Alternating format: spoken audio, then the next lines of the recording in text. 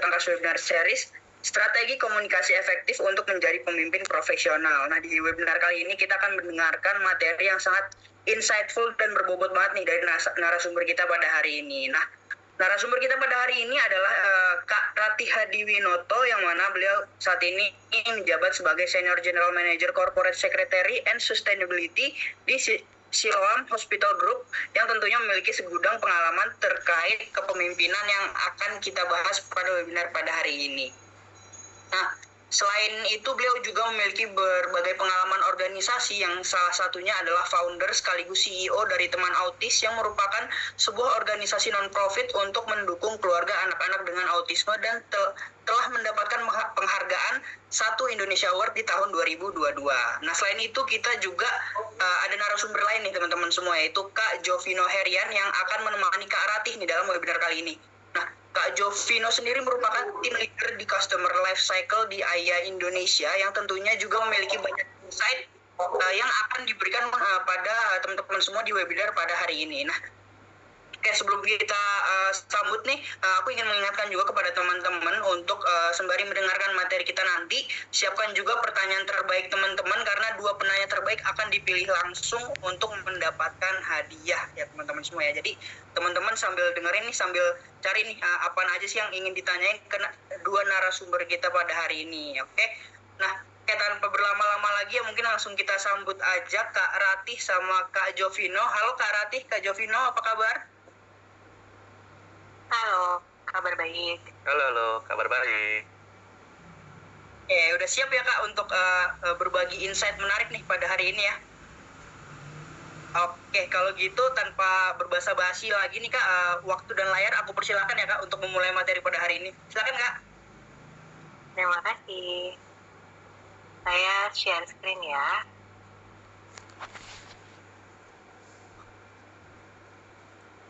Oke. Bentar, saya maximize dulu. Oke, apakah layarnya sudah terlihat dengan jelas?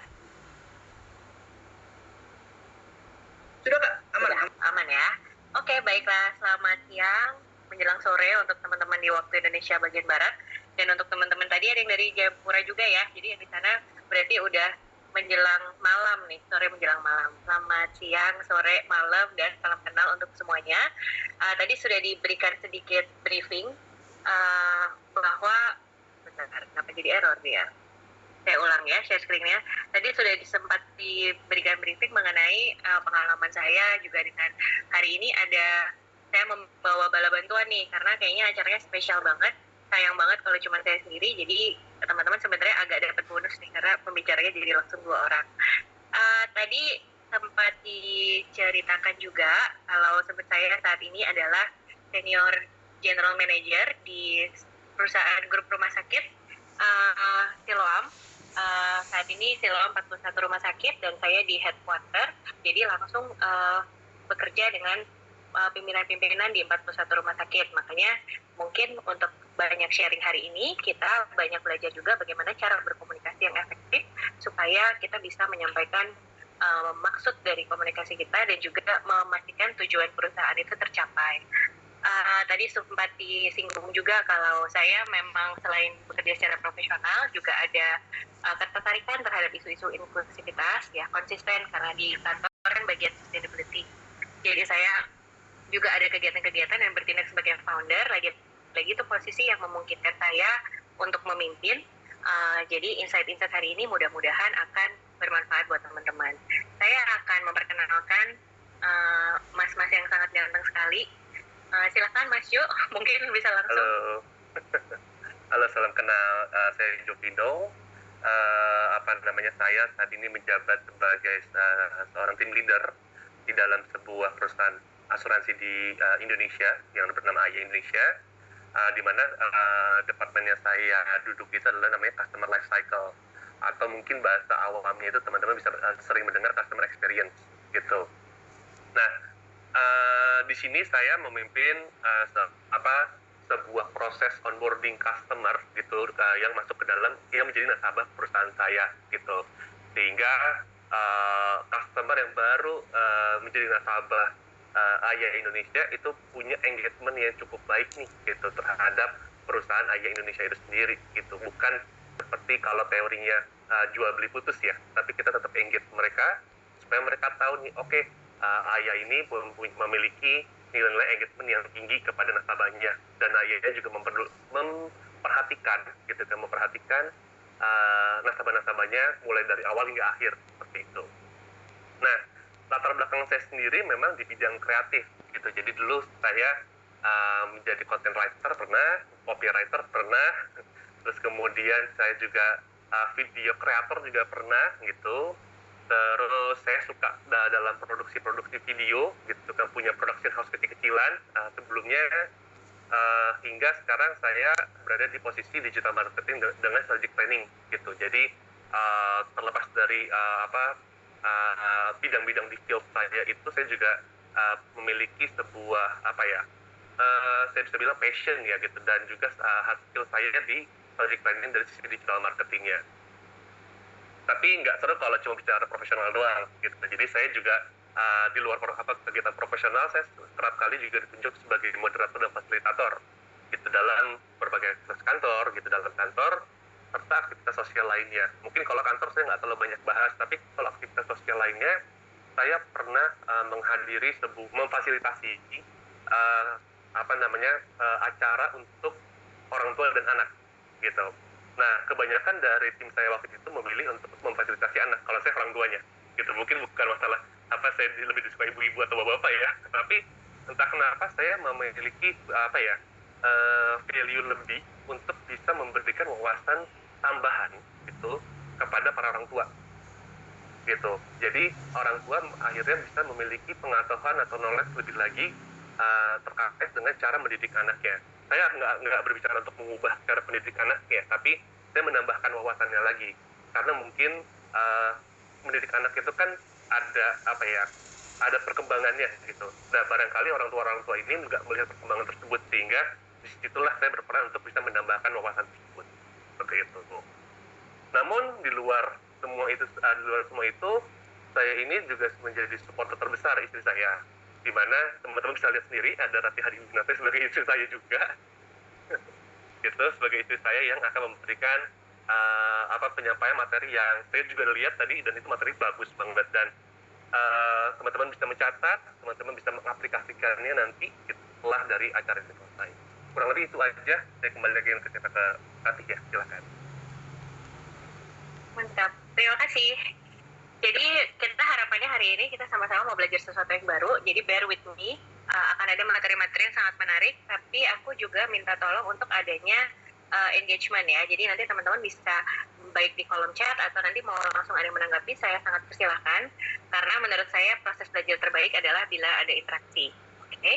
Jadi mungkin saya akan mengawali ini pembicaraan training hari ini dengan melihat ke karikatur yang terlihat di layar teman-teman sekarang ya. Ini comic strip. Mungkin boleh ada volunteer yang mau melihat apa sih hubungannya ini dengan tema kita hari ini. Ini ada seorang karyawan yang berbaju hijau dan ada pimpinannya yang sedang duduk yang berbaju putih. Oh, kebalik, pimpinannya yang baju hijau, karyawannya yang baju putih. Apakah ada yang mau volunteer mungkin? Situasinya apa sih sebenarnya? Kayaknya yang di chat lagi galau soal sertifikat dan daftar hadir nih. Aku mau komen tapi takut loh. Selamat sore Kak Rati, salam kenal. Selamat sore. Salam kenal Kak Putri. Boleh ya, aku tergelitik sekali ngelihat visual gambar karikatur ini, karena kalau aku boleh jujur, di gambar paling kiri ya menampilkan seorang pimpinan yang menyampaikan kepada staf atau pegawai bahwa beliau yang bersangkutan meninggalkan pesan. Kamu udah lihat belum gitu pesan yang aku tinggalkan buat kamu di layar? Terus dia tanya lagi, kamu udah dapat voicemailku belum? Kamu udah terima email dari aku belum? Gitu. Si pegawai ini udah bilang ya saya udah terima. Tapi masih aja tetap dia balik memastikan apakah sudah diterima dan apakah sebaiknya aku menyampaikan langsung kepadamu saja sekarang gitu ya. Sampai si pegawai merasa risih dan bilang, kayak ada yang salah deh sama ibu gitu ya. Ini jujur menggelitik sekali karena aku pernah ada di fase ini yang kayak segala sesuatu tuh mau aku cek sampai detail banget gitu, dan itu melelahkan. Jadi aku ketawa ngakak waktu lihat gambar karikatur ini. Begitu. Ya, familiar ya, begitu ya. Baik, terima kasih buat observasinya. Memang betul sekali, memang ini gambar ini mengilustrasikan atau mencontohkan ketika seorang pemimpin mau mengkomunikasikan sesuatu kepada bawahannya, dia mungkin akan coba segala cara nih, karena medium komunikasi sangat banyak ya. Jadi dia akan mulai dengan meninggalkan pesan tertulis, dia akan meninggalkan suaranya di voicemail, dia masih ngirim lagi email, dan masih disamperin juga sampai ke kubikelnya untuk memastikan ngerti nggak sih nih karyawan terhadap apa yang kita ngomongin gitu kan. Ini hal yang wajar karena saya juga personally melalui fase ini. Tapi training hari ini adalah bagaimana caranya kita bisa berkomunikasi secara efektif terhadap tim member kita tanpa perlu multiple gitu. Karena seperti terlihat di gambar ini juga, karyawannya jadi ngerasa kayaknya ada yang salah deh sama pimpinan saya gitu, sampai harus berkali-kali. Jadi hari ini kita akan mengcover cukup banyak topiknya, pemahaman dasar tentang komunikasi itu sendiri, memahami gaya kepemimpinan, mengenal tipe-tipe anggota tim, lalu kita juga belajar berkomunikasi secara efektif itu apa, karena kan sebenarnya kan titel dari kegiatan hari ini berkomunikasi secara efektif ya. Yang menarik kita akan ada study case dan praktek. Jadi nanti harap bersabar, mohon disimak dengan baik karena nanti materi ini akan kita praktekkan juga. Saya akan langsung lanjut ke, sebelum kita mulai semuanya, kita akan mulai dengan definisi terlebih dahulu. Definisi komunikasi itu apa sih? Jadi kalau kita berangkat dari yang paling standar deh, definisi berdasarkan Kamus Besar Bahasa Indonesia, komunikasi itu pengiriman dan penerimaan. Jadi ada dan-nya ya, pengiriman dan penerimaan pesan atau berita antara dua orang atau lebih, sehingga pesan yang dimaksud dapat dipahami. Jadi ada beberapa unsur nih di sini. Langsung kita bahas aja ya. Yang pertama, unsur pertama tuh kegiatan. Jadi harus ada pengiriman dan harus ada penerimaan. Artinya kalau yang satu mengirimkan informasi, tapi yang satu tidak menerima, maka komunikasi belum terjadi. Ya, ini kita set dulu nih. Yang kedua, untuk orang yang melakukan komunikasi tersebut, ada minimal harus 2 orang atau lebih. Jadi kalau kita monolog ngomong sama diri sendiri, itu lebih ke refleksi ya. Jadi komunikasinya internal. Tapi komunikasi yang mau kita bahas dalam kegiatan hari ini adalah komunikasi 2 orang atau lebih. Yang ketiga, tujuan komunikasinya itu sendiri apa sih gitu. Kadang-kadang kita agak terjebak dengan situasi, kita tuh mau menyampaikan sesuatu, tapi tidak memastikan bahwa apa yang kita sampaikan itu dipahami oleh orangnya sendiri. Jadi kadang-kadang kita punya kebutuhan untuk memberikan informasi atau memberikan pengetahuan, padahal orangnya belum tentu bisa menangkap itu. Jadi sebuah komunikasi yang baik memang harus memenuhi 3 unsur ini. Secara kegiatan harus ada 2, pengiriman dan penerimaan. Orangnya harus ada minimal 2 juga. Dan yang ketiga harus dapat dipahami. Kenapa ini penting? Karena jeng-jeng, ini memes kesukaan saya nih sebenarnya, bahwa seperti terlihat ini di belakang udah kebakaran nih gitu kan. Jadi rahasia menghancurkan perusahaan, yang hal yang sangat krusial adalah sebuah perusahaan bisa fall down, bisa terbakar, bisa tidak beroperasi jika orang-orang di dalamnya kurang komunikasi gitu. Jadi menurut saya sangat menarik karena di usia saya sekarang yang sudah hampir kepala 4, tetap aja komunikasi itu sesuatu yang masih struggle gitu. Dari waktu ke waktu selalu ada hal baru dan kita selalu belajar bagaimana berkomunikasi dengan lebih baik lagi, lebih efektif lagi. Jadi itu aim kita hari ini. Menjawab pertanyaan Kakak Taufina, nanti materinya akan di-share ya. Nanti saya kirimin ke panitia. Jadi kita sekarang mau belajar yang pertama nih, gaya kepemimpinan itu sendiri. Jadi pemimpin itu ada stylenya, leadership style. Satu orang lain bisa berbeda-beda. Begitupun dari masa ke masa itu bisa berbeda-beda. Artinya kalau teman-teman sekarang mungkin berada di usia 20-an, nanti akan bisa juga berkembang atau berubah seiring dengan usia teman-teman, atau bisa juga berkembang seiring dengan lingkungan tempat teman-teman itu akan diposisikan atau akan berkembang gitu. Jadi hari ini kita mau belajar 4 gaya kepemimpinan utama. Yang pertama adalah demokratis nih, yang gambar sebelah kiri atas yang angkat tangan. Jadi seorang pemimpin yang punya gaya kepemimpinan demokratis akan cenderung untuk maunya tuh ada partisipasi aktif nih dari tim membernya atau dari anggotanya gitu. Dia mau menerima masukan, dia dalam memutuskan segala sesuatu dia akan bertanya bagaimana sih pendapat orang lain. Dia akan selalu melibatkan orang-orang dalam pengambilan keputusan dia. Itu kuncinya. Nah, tipe yang kedua yaitu visioner. Seorang yang visioner, dia itu memimpin dengan punya tujuan jangka panjang yang sangat jauh. Jadi bukan ketika mungkin kita membangun sebuah perusahaan, seorang visioner itu adalah orang yang memimpin dengan saya tahu nih, kira-kira 20 tahun lagi perusahaan ini skalanya akan sebesar Google gitu misalnya. Jadi dia punya visi itu yang pada hari dia punya visi, sepertinya orang lain nggak bisa lihat itu, belum bisa lihat apakah nantinya kelompok yang dia pimpin atau perusahaan yang dia pimpin itu bisa mencapai titik tersebut. Tapi seorang pemimpin visioner, dia udah punya dulu nih, dia udah punya keyakinan itu, dia udah punya inspirasi itu, dan dia memastikan setiap anggota dalam kelompoknya untuk mengerti visi perusahaan tersebut atau kelompok tersebut, dan juga dia memastikan untuk jangka panjangnya itu mereka paham terus mau ikut sama dia. Itu tipe yang kedua. Tipe yang ketiga adalah pemimpin yang transaksional gitu.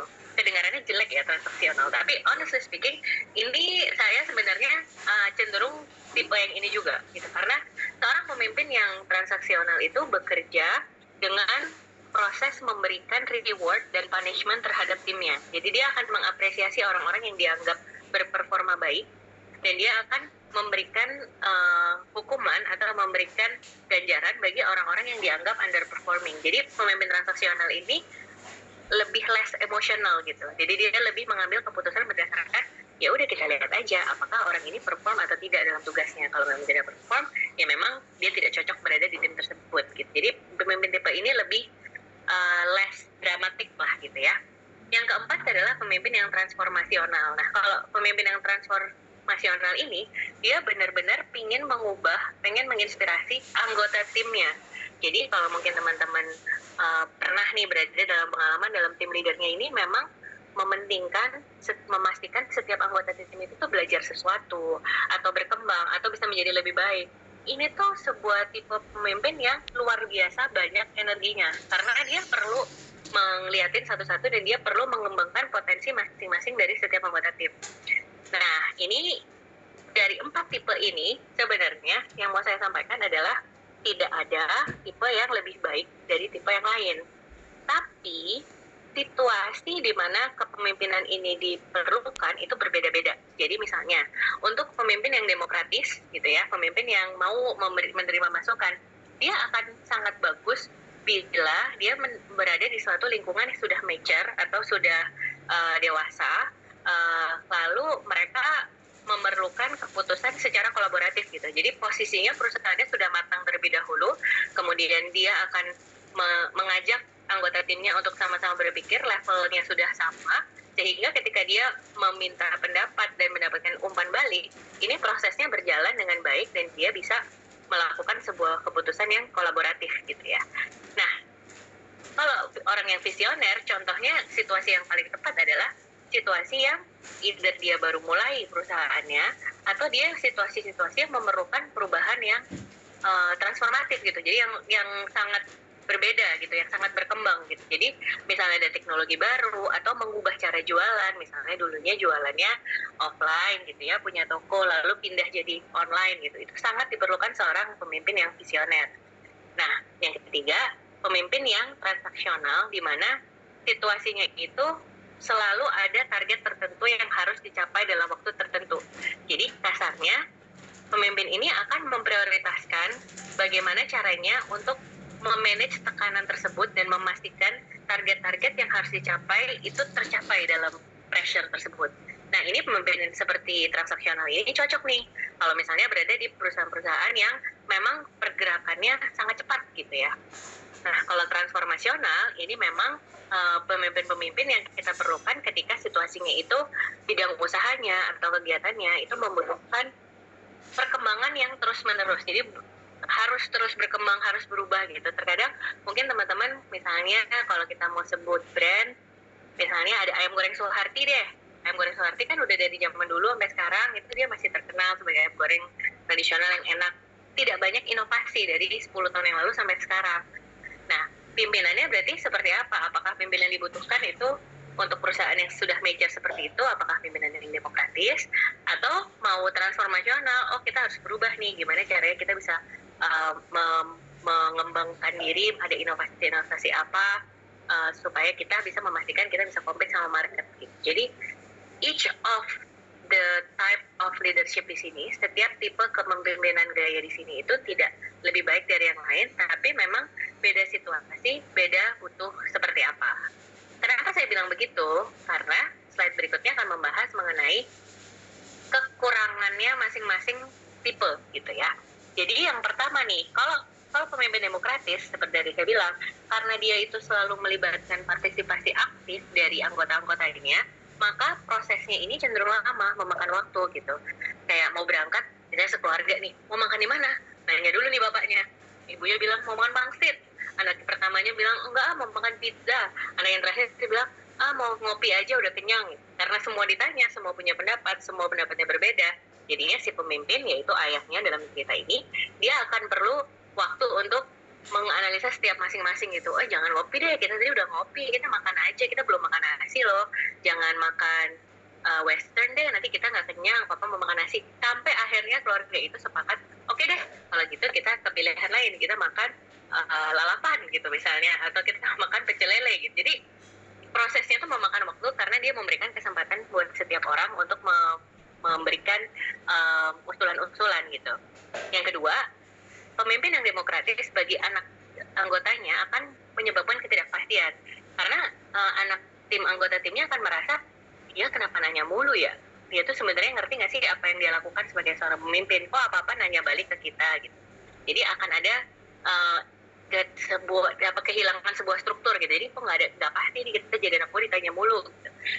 Juga yang ketiga menyebabkan kebingungan. Karena ketika seorang pemimpin itu apa-apa nanya balik ke anggotanya, maka anggotanya juga menjadi bingung. Sebenarnya ini tuh dia memimpin kita bisa atau enggak.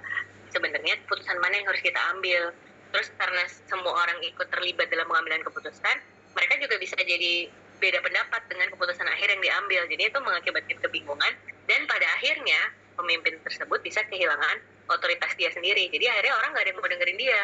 Karena anyway, loh kita ngumpul juga kita berlima bisa putusin sendiri sih, nggak perlu ada pak bosnya. Karena pak bosnya tuh bakal nanya kita pendapat kita apa. Jadi ada kekurangannya. Yang kedua adalah pemimpin yang visioner. Kalau pemimpin yang visioner, kekurangannya kalau visinya nggak jelas atau visinya tuh terlalu mission impossible, timnya akan merasa frustasi gitu. Kita bisa nggak sih menuju ke sana? Apakah ini sesuatu yang achievable untuk tim ini? Masa sih Bapak bilang kita bisa berada di titik itu gitu misalnya. Itu akan menyebabkan frustasi yang mengakibatkan tim anggotanya itu tidak dapat merayakan keberhasilan-keberhasilan kecil karena tujuan itu jauh banget. Misalnya perusahaan ini perusahaan baru, dia pengen jadi perusahaan top 10 di Indonesia gitu. Ya dia dari perusahaan baru menuju top 10 kan perjalanannya sangat jauh karena perusahaan di Indonesia sangat banyak. Ketika mereka dapat penghargaan jadi UMKM terbesar gitu misalnya, UMKM terbaik, tidak akan ada rasa puas, dia akan tetap merasa wah masih jauh nih menuju perusahaan 10 besar Indonesia. Jadi tidak ada perayaan terhadap milestone yang akan dicapai oleh tim tersebut. Akibatnya apa sih sebenarnya? Sebenarnya pada akhirnya timnya juga akan merasa ini tuh karena visinya masih jauh, gimana caranya kita secepat-cepatnya mencapai ke visi tersebut. Jadi mereka akan mengabaikan detail-detail operasional dan lebih tidak fleksibel karena udah tahu nih tujuan akhirnya apa, sehingga mereka nggak terlalu ingin untuk mencoba hal baru atau beradaptasi dengan hal-hal yang mungkin akan muncul dalam perjalanan menuju ke visi yang dituju. Jadi tetap ada kekurangannya si visioner ini. Kalau yang transaksional, kekurangannya adalah lingkungan kerjanya bisa kaku nih, jadi tegang.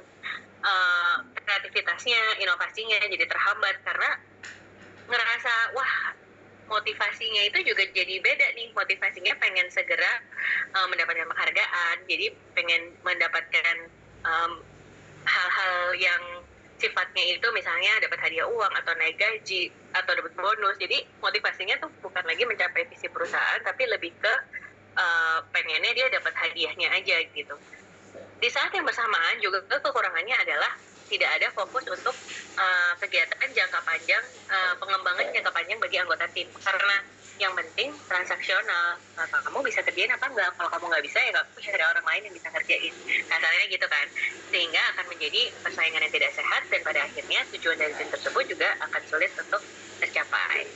Yang terakhir ini tipe pemimpin yang transformasional tadi. Ini juga ternyata yang saya bilang tadi, ini pemimpin paling energinya tuh butuh paling besar karena mereka tuh kebanyakan beban, karena mereka harus memastikan mereka tuh menginspirasi, mereka tuh memperhatikan, membimbing setiap anggota timnya. Mereka jadi merasa pemimpin-pemimpin seperti ini jadi merasa capek banget ya, gue harus pikirin satu-satu semua orang yang berbeda-beda. Di sisi lain dari segi tim anggotanya, dia juga mungkin akan merasa turnover-nya itu bisa tinggi banget karena pemimpin ini sangat bagus untuk belajar, tapi at some point ketika pemimpinnya lagi fokus ke orang lain atau mungkin nggak sefokus itu terhadap dirinya, kan ngerasa udah mentok nih belajar di sini, mau belajar tempat lain. Jadi orang cenderung dalam posisi junior bersama dengan pemimpin transformasional, kemudian ketika sudah mencapai level tertentu, ya udah berhenti gitu. Jadinya malah jadi kontraproduktif terhadap organisasinya. Anggotanya juga merasa kehilangan arah karena kalau lagi nggak diperhatiin jadi kesannya tidak ada arah yang jelas, dan bagaimana keberhasilan organisasi tersebut benar-benar tergantung dari perkembangan masing-masing anggota. Kalau memang anggotanya cocok minat bakatnya dengan misi yang mau mereka capai ya akan bagus, tapi kalau tidak, pemimpin seperti ini akan tetap berusaha mengembangkan orang-orang tertentu dan istilahnya menghabiskan waktu untuk itu sehingga tujuan organisasinya juga tidak akan tercapai. Nah, mungkin aku akan stop sebentar di sini untuk nanya sama teman-teman yang sudah mendengarkan dari tadi. Menurut teman-teman, dari 4 ini kira-kira mana sih yang paling tipe mana sih yang paling cocok nih atau paling kalian suka deh? Favoritnya, ada favoritnya nggak? Boleh bantu di kolom chat kalau misalnya ada pilihan tertentu. Ada yang jawab Natalia, Kak Natalia bilang visioner, sukanya yang punya pandangan jauh ke depan ya. Oke, ada pendapat lain nggak? Ada yang suka nggak kalau pimpinannya demokratis misalnya, jadi memang penyelesaiannya itu selalu beramai-ramai? Ada? Oh ya ada nih, demokratis juga. Oh ada visioner lagi gitu. Jadi nih demokratis sama visioner. Oh agak favorit ya demokratis sama visioner ini.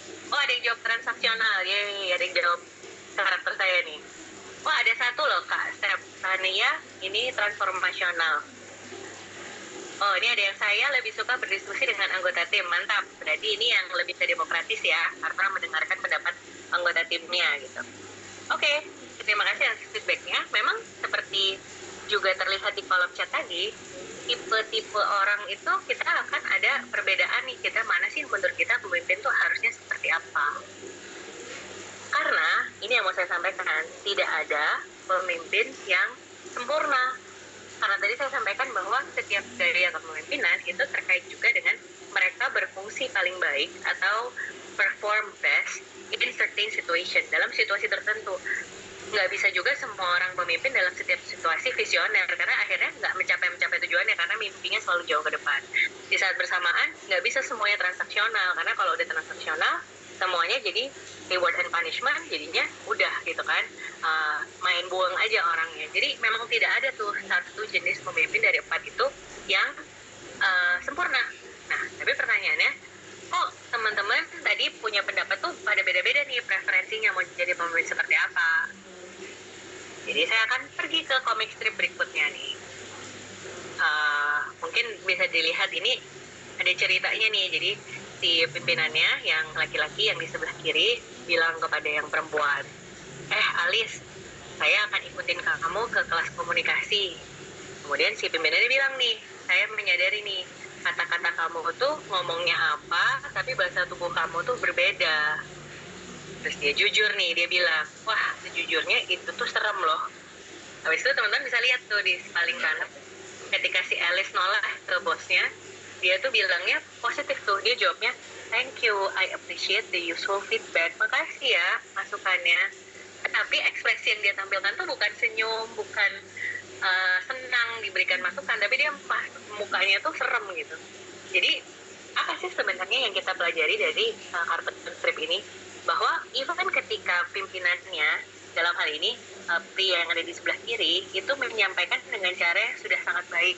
Dalam kondisi ini dia menyadari nih Alis ada kekurangan, Alis kurang dalam berkomunikasi, kok kayaknya nggak cocok antara omongan sama ekspresinya, kok kayaknya nggak sesuai, perlu nih diikutin kelas. Berarti kan dia udah mikirin si Alis nih, mikirin kalau Alis bagus nih kalau ikut kelas. Kemudian dia juga menyampaikan secara jelas, ini actionnya ya, kamu ikut kelas ini deh supaya kamu komunikasinya baik. Terus dia menyatakan juga perasaan dia, menurut saya begini. Nah, ternyata komunikasi yang baik seperti itu pun ketika dikirimkan informasinya, ketika penyampaiannya itu kemudian responnya seperti itu dari Alice tidak sesuai, komunikasinya juga membingungkan gitu. Jadi mungkin bosnya nih berpikir nih si bapak-bapak, ini tuh Alice-nya seneng gak sih saya suruh ikut kelas komunikasi gitu? Oh kayaknya mukanya kesel gitu. Sebenarnya dia mau gak sih atau dia tertarik gak sih gitu. Jadi sebuah komunikasi yang baik kalau pimpinannya sudah jelas, sudah baik, tapi dari tim membernya tidak, maka belum tercipta juga kondisi yang baik. Makanya kita sekarang mau melakukan diagnosa nih. Diagnosanya yang perlu kita pelajari adalah kalau kita sudah tahu jenis pimpinan itu ada 4 atau pemimpin yang baik itu ada 4 nih karakternya, kita mau tahu juga kalau karyawan atau anggota tim itu ada berapa sih tipenya gitu. Sekalian nih kita sambil introspeksi nih teman-teman, kita kira-kira masuk tipe yang mana sebagai anggota tim. Ini tipe-tipe anggota tim menurut Gallup ya. Jadi ada 3 tipe anggota tim. Yang pertama engage employee atau employee yang punya keterlibatan yang sangat tinggi. Jadi karyawan-karyawan tipe 1, ini saya bilangnya tipe 1 ya. Karyawan-karyawan tipe 1 ini antusias. Mereka tuh berkomitmen sama pekerjaannya. Mereka tuh memikirkan dengan jangka panjang gitu. Jadi kayak kalau dikasih tugas A, mereka tuh mikirin sampai bisa jadi A+, gitu, nggak sekedar nyelesain tugas. Mereka inilah adalah penggerak utama dari produktivitas dan inovasi di sebuah organisasi. Jadi mereka memastikan, karena mereka itu sangat semangat dan sangat terlibat, mereka akan memastikan setiap tugas yang diberikan kepada mereka nggak cuma selesai, tapi selesai dengan sangat baik. Nah, sebuah organisasi rata-rata nih, organisasi yang baik sekalipun, maksimum banget hanya punya kira-kira berapa persen, coba tebak berapa persen sih orang tipe ini dalam satu organisasi itu rata-rata, bisa nebak nggak? Kalau ada ya nanti aku kasih hadiah khusus dari kita, boleh langsung di kolom chat. Kira-kira berapa persen sih? Ada yang nebak? Oh, Mbak Putri nebak 30%. Oke, ada yang lain nggak nih yang nebak berapa persen?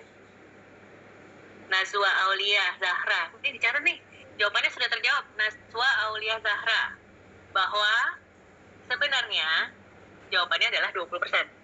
Jadi bahkan sebuah organisasi yang sangat mature pun, engage employee itu terbanyak itu cuma bisa 20%, nggak akan lebih. Kenapa? Karena kalau orang yang seperti ini semua dalam satu organisasi, organisasinya pun tidak akan berjalan dengan baik. Karena semua orang pada punya ide yang extra mile, semua orang mau memberikan lebih, itu belum tentu loh jadi produktif, bisa jadi itu jadi kontraproduktif. Makanya dari Gallup acuannya adalah maksimum orang tipe ini adalah 20%, tidak bisa lebih dari itu, organisasinya akan tidak berimbang. Kenapa? Karena kebanyakan orang, kebanyakan karyawan itu adalah tipe 2. Memang judulnya kesannya nggak keren ya, not engaged employee, tapi sebenarnya ini bukan buruk gitu. Not engaged employee artinya kelompok ini, orang-orang ini tuh mereka melakukan pekerjaan-pekerjaan mereka melakukan minimum aja gitu. Bukan berarti jelek. Kalau ditanya apakah dia perform memenuhi pekerjaannya, dia perform. Tapi apakah dia extra mile? Tidak. Misalnya nih, tipe orang-orangnya ya udah, kalau jam kerjanya jam 8 sampai jam 5, dia akan datang jam 8.00, dia akan pulang jam 5.00, tidak lebih, tidak kurang. Dia tidak melanggar peraturan perusahaan, tapi dia juga tidak mau lembur. Dia tidak mau datang lebih pagi, dan dia tidak mau pulang lebih sore. Tapi dalam kurun waktu bekerjanya, dia juga akan tetap perform sesuai dengan apa yang diharapkan dalam posisi tersebut. Jadi nggak jelek. Tipe-tipe ini tuh bisa mencapai 70-80% di sebuah perusahaan. Mungkin kalau teman-teman lihat, misalnya teman-teman sekarang, misalnya kuliah gitu ya, ngelihat kalau bisa bikin tim, banyakan kayak apa? Kemungkinan besar memang banyakan akan tipe yang kedua nih. Ya, saya ngerjain bagian saya aja. Ide-idenya seperlunya aja, nggak berarti dia akan kemudian secara natural tuh memberikan lebih, enggak. Dan ini tidak berarti buruk. Kadang organisasi-organisasi memang tetap perlu tipe-tipe seperti ini untuk maintain jalannya perusahaan. Seperti saya bilang, kalau semuanya engage, semuanya punya ide, semuanya mau extra mile, akan muncul ego, arah perusahaannya juga jadi membingungkan. Jadi tetap perlu dibalance dengan orang-orang yang seperti ini untuk memastikan semua tuh tetap ada kestabilan, standar tetap terjaga. Yang tidak diharapkan adalah orang-orang yang nomor 3, actively disengage employee. Artinya mereka itu bukan hanya nggak puas sama pekerjaannya, tapi mereka tuh secara aktif merusak. Jadi misalnya aktif gibahin bosnya gitu. Mau habis pembagian tugas, mereka akan kayak, tuh capek banget lagi nih permintaannya kayak gini, aneh-aneh aja di Pak Bos. Padahal mungkin bagi yang lain sebenarnya ya udah kan, namanya juga kita anak bawang. Kalau bosnya bilang yuk kita ganti program, yang tadinya kita pakai PowerPoint sekarang kita pakai Canva, ya udah deh dikerjain aja gitu. Akan ada orang tipe 2 yang seperti itu. Akan ada tipe 1 yang bakalan, wah ini programnya sangat menarik, saya sangat setuju, kita belajar hal baru. Tentu saja ini saya lihat nih, ternyata Google Review-nya sangat bagus. Yuk kita sama-sama belajar baru. Nah, itu tipe orang yang sangat engage kan, dia mau nih mencoba hal baru, mau dia memberikan perhatiannya lebih. Yang tipe kedua bakalan jawabnya, ya udahlah, kalau emang harus ganti sistem mau gimana lagi ya, kerjain aja. Yang ketiga, males banget, ngapain juga ganti-ganti, emang aneh-aneh aja nih si Pak Bos, bikin capek kita aja gitu. Jadi dia secara aktif merusak gitu, mengganggu upaya rekan-rekan mereka yang mau kerja dengan sesuai dengan job description-nya. Jadi mereka juga jadinya akan secara jangka panjang mereka menciptakan lingkungan kerjanya yang toksik, tidak baik juga. Nah, kita udah tahu nih, secara dari level of engagement atau level keterlibatan karyawan tuh ada 3 ya. Karena kita lihat nih, diagnosa yang kedua yang perlu kita lihat adalah kompetensi dan komitmen. Jadi karyawan itu kan pasti nggak mungkin sempurna lah ya gitu. Kalau kita lihatnya dari yang sebelah kanan terlebih dahulu, panah yang atas itu menunjukkan kompetensi, panah-panah yang bawah itu menunjukkan komitmen. Kompetensi artinya apa sih? Jadi kompetensi artinya kemampuan dasar seseorang untuk dalam bidang tertentu. Jadi mungkin aku pasti set the stage dulu buat teman-teman. Semua yang ada di halaman ini tuh case per case basis ya. Jadi artinya situasional dalam satu situasi. Jadi bisa saja nih misalnya seseorang seperti saya, misalnya saya tidak bisa memasak gitu. Jadi saya akan berada dalam sebelah kanan tuh, saya akan low competence. Artinya saya memang tidak bisa memasak. Tapi dalam saat yang bersamaan, seorang Ranti bisa jadi saya sangat pintar menyanyi. Sehingga untuk bidang menyanyi, saya kompetensinya high. Jadi perlu dipahami, ini tuh bukan judgement untuk semua skill yang teman-teman punya. Bisa jadi teman-teman itu high kompetensi satu bidang, bisa jadi low kompetensi bisa bidang lain. Bisa jadi juga yang kalau kita urut dari kanan ke kiri, itu mulai dari low, itu yang rendah. Lalu yang kategori kedua itu low to some competence, jadi ada kompetensinya gitu ya.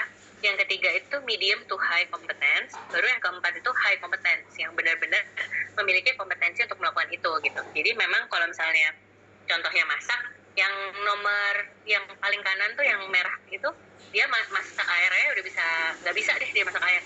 Tapi kalau masak mie itu misalnya bisa lah dia, kalau golongan kedua nih. Terus yang warna kuning, ya dia bisa lah mie-nya pakai lauk, pakai daging, pakai segala macam, bisa combine. Tapi yang high competence, mau masak, oke, dia tiba-tiba bikin spaghetti, udah arah negara kota mana di Italia, bisa tuh dia. Jadi level of competence itu berbeda-beda dan bisa bervariasi ya. Yang bawah itu komitmen. Jadi komitmen juga beda-beda nih. Ada orang-orang yang komitmennya tinggi, ada orang-orang yang komitmennya rendah, ada yang kadang tinggi, kadang rendah. Tidak bisa selalu tinggi, tidak bisa selalu rendah. Nah, ini kalau kita lihat di chart bawahnya, ini dari developing jadi develop. Artinya senantiasa dalam hidup kita akan selalu mengalami journey ini. Saya mungkin dalam bidang-bidang tertentu udah masuk yang hijau nih, high competence, high commitment. Tapi ketika saya misalnya dipercayakan ke hal baru di kantor gitu ya, divisi baru dipindahin ke saya harus belajar hal baru lagi. Jadi saya akan di titik itu untuk semua bidang yang lain akan tetap high competence dan high commitment. Tapi kemudian di bidang yang baru itu saya high commitment doang, tapi saya masih low competence, masih perlu waktu untuk belajar, masih perlu waktu untuk meningkatkan pengetahuan, hingga akhirnya bisa sampai di titik yang hijau. Jadi ini bukan harga mati. Tapi pentingnya apa sih? Pentingnya adalah memahami kebutuhan sesuai levelnya. Jadi ini tadi, kalau teman-teman ingat, aku balik sebentar. Ini ada nama-namanya ya di atasnya tuh, self-reliance, capable but conscious contributor, disillusioned learner, enthusiastic beginner. Boleh sih nama-namanya nih. Tapi ada nih istilahnya ya. Jadi aku mau go to this page untuk halaman berikutnya untuk menjelaskan bahwa kebutuhan setiap level tim member itu berbeda-beda. Kalau kita mulai dari yang sebelah kanan, seseorang yang enthusiastic beginner atau pemula yang antusias, itu dia nggak punya pengalaman, seperti saya bilang. Pengalaman yang nggak ada, mereka nggak tahu apa yang tidak mereka ketahui. Jadi mereka taunya itu ya nggak tahu apa yang lain. Tapi positifnya mereka super antusias dan mereka tuh ada di situ untuk belajar. This is a very good position to be in. Dari waktu ke waktu ketika saya misalnya memilih tim member, saya akan punya kecenderungan menyukai orang-orang dengan karakter seperti ini. Karena menurut saya, seperti yang saya bilang tadi, seseorang itu memiliki variasi dalam kemampuan dalam level kompetensi terhadap bidang-bidang tertentu. Jadi kalau dia belum ngerti bidangnya nggak apa-apa, tapi kalau dia antusias, dia mau belajar, dia mereka tuh mudah gitu untuk kita ajari sehingga mudah meningkat. Yang penting level ini tuh komitmennya tinggi. Nah, kalau kategori yang kedua, ini tuh mereka memiliki sebagian pengetahuannya ada, tapi mereka cenderung tidak tahu bagaimana terus mengembangkan diri. Jadi sehingga kerjanya kurang konsisten dan bisa kehilangan motivasi. Nah, yang mau dibenerin mana dulu nih? Nah, ini juga again different from one to another. Bisa jadi skill itu memang dia tidak perlu untuk menjadi sangat ahli gitu, kompetensi. Misalnya kalau buat saya pribadi, misalnya berenang deh. Ya saya bisa berenang, tapi kan saya nggak jago renang juga. Nggak perlu juga saya jago berenang. Saya nggak perlu juga nahan nafas sampai 3 menit di dalam air gitu. Tapi ya saya nggak tahu gimana ngembanginnya, perlu atau nggak saya ngembangin di diri. Tapi kalau ditanya bisa renang atau enggak, ya for emergency bisa. Itu mungkin posisi orang kategori yang kedua. Kalau makin ke kiri, yang kategori ketiga, kompetensinya itu rata-rata berbasis dari pengalaman. Jadi orang pasti ada di sebuah perusahaan orang-orang yang kerjanya sudah 10 tahun lebih, dia berkontribusi positif, tapi tidak terlihat seperti orang yang percaya diri. Terlihatnya tuh malah kayak ya udah dia ngerjain apa yang dia kerjain, terlihatnya bosan, anggot-anggotan, kadang-kadang ragu-ragu, indecisif. Jadi dia memang karakternya, kalau ditanya apakah orang tipe ini tuh tidak capable, tapi conscious aja, dia nggak benar-benar total. Nah, sementara yang paling kiri ini kondisi di mana seseorang tuh sudah self-reliant atau udah benar-benar high commitment dan also pada saat yang bersamaan high competence. Jadi dia konsisten menunjukkan kelebihannya, dia diakui sebagai ahli. Jadi kalau misalnya orang tuh mau nanya tentang itu, nanyanya ke dia gitu. Kayak mungkin saya ke Mas Jo soal video, soal digital marketing, saya tuh udah menganggap Mas Jo self-reliant. Jadi saya akan tanpa berpikir lagi kalau ada urusan-urusan seperti itu, saya akan tanya pada dia. Nah, kalau bahasa kerennya go to person lah. Nah, orang di kategori self-reliant ini percaya diri, dia menginspirasi orang lain dan dia benar-benar mandiri. Jadi dia nggak perlu diyakinkan, dia sudah bisa dan sudah tahu dia berada di posisi knowledge atau kompetensi apa gitu. Nah, jadi yang tadi saya udah sampaikan di slide sebelumnya, kondisi ini akan terus berubah. Kita akan selalu menemukan hal baru, kita akan selalu perlu belajar hal baru. Makanya kita mendapatkan situasi gimana caranya dengan tipe-tipe tadi, pemimpin-pemimpin tipenya macam-macam, udah kita ngerti ya. Lalu sekarang kita udah belajar juga tipe bawahan atau anggota tim itu macam-macam. Pimpinan yang benar itu yang seperti apa? Komunikasi yang efektif itu oleh pimpinan yang seperti apa? Nah, ini jawabannya. Jadi ini juga hal yang cukup baru buat saya. Jadi ada teori baru namanya situational leadership gitu. Jadi pemimpin itu sebenarnya ternyata harus menyesuaikan gaya kepemimpinannya berdasarkan kematangan dan kompetensi anggota timnya. Mungkin teman-teman dari tadi bertanya-tanya, ini kan judulnya komunikasi efektif, kok belajar dulu tentang pemimpinnya, kok belajar dulu tentang anggotanya? Karena ini yang akan kita mau kulik lebih lanjut. Teori ini percaya bahwa sebagai pimpinan tuh tidak ada satu cara untuk memimpin. Jadi teman-teman tadi kan udah pilih tuh, oh saya sukanya visioner, saya sukanya transaksional, dikit sih tadi yang suka transaksional, saya sukanya demokratis gitu ya. Jadi sebenarnya tidak ada pemimpin yang efektif itu pemimpin yang nggak benar-benar 100% visioner atau 100% situasional, 100% demokratis, enggak. Dia benar-benar akan mampu mengadjust cara memimpinnya dan oleh karena itu, cara berkomunikasinya dengan orang-orang sesuai dengan tipe orang-orangnya masing-masing. Jadi seorang pemimpin ngelihat ke timnya, mengenali timnya, oh nih orang ternyata tipe 1 nih. Ya kalau sama tipe 1 ya mereka udah mandiri, udah aware, ya mereka nggak perlu lagi gitu dijelasin dari A sampai Z. Orang tipe 1 mungkin akan merasa tersinggung, mungkin akan merasa bosan, dan jadi merasa diperlakukan, kenapa sih harus di briefingnya begitu amat, kan gue tipe 1, gue udah ngerti gitu. Tapi akan ada orang-orang yang misalnya memang kita perlu mengajari lebih lanjut. Kalau misalnya di tipe yang sebelumnya itu adalah orang-orang yang baru belajar, yang memang hal baru, dia dulunya misalnya dia dulunya latar belakangnya guru gitu ya, mengajar, tiba-tiba dia masuk ke kantor kita, terus dia disuruh berjualan, disuruh masuk ke sales atau marketing, ya dia tentunya kompetensinya akan sangat rendah. Jadi bukan berarti dia tidak bisa bekerja, kompetensinya yang rendah, tapi kita mesti cek juga sebagai pimpinan, komitmennya tinggi atau rendah nih. Kalau kita lihat komitmennya tinggi, oh berarti cara berkomunikasinya berbeda, karena kebutuhan dia adalah untuk meningkatkan kompetensinya, bukan meningkatkan komitmennya. Sementara kalau misalnya kita tiba-tiba timnya udah berjalan perusahaannya 2 tahun, ada orang baru, kadang-kadang kita suka kan di perusahaan ada level manager yang masuk.